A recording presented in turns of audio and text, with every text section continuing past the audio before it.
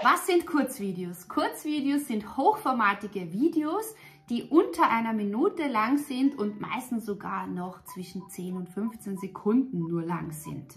Auf welchen Plattformen kannst du Kurzvideos nutzen? Du kannst YouTube natürlich auch für Kurzvideos nutzen und das nennt sich dann YouTube Shorts. Echt schockierend. Ich scroll einfach nur rum. Dabei sage ich immer, zuerst Content produzieren, dann erst konsumieren. Ja, Birgit, just do it. Tu es halt. Du kannst auf Facebook Videos posten und das nennt sich dann Facebook Reels. Und du kannst auf Instagram Kurzvideos posten und das nennt sich Instagram Reels. Genau.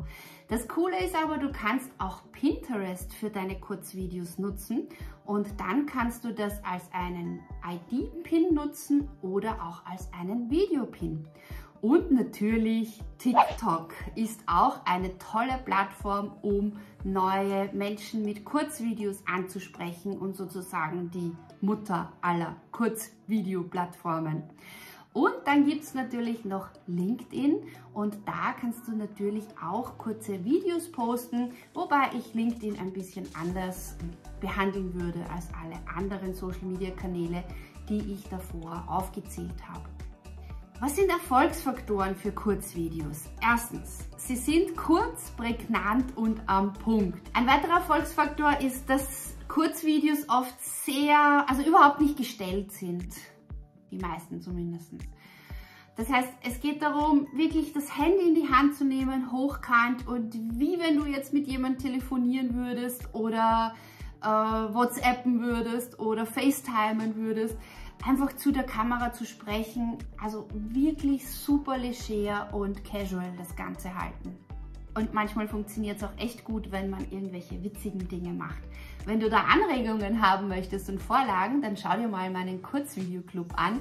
Da gibt es jedes Monat neue Ideen und Vorlagen für deine Kurzvideos. Das, was ich noch gesehen habe, warum Kurzvideos sehr gut funktionieren, ist es meistens so eine schöne, leise oder auch laute Musik hinzugefügt. Wenn du es auf TikTok nutzt, dann ist es oft so eine Trendmusik. Davon rate ich allerdings ab, weil du dann diese Videos nicht so gut weiterverwenden kannst.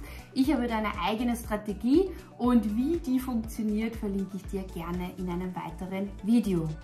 Ein Erfolgsfaktor ist natürlich, Kurzvideos sind leichter und schneller erstellt als Langform-Video-Content für YouTube. Und im nächsten Video zeige ich dir, mit welcher Software, mit welchen Apps ich da sehr, sehr gerne arbeite und gebe dir weitere Tipps und Tricks, damit du schnell und einfach deine Kurzvideos erstellen kannst.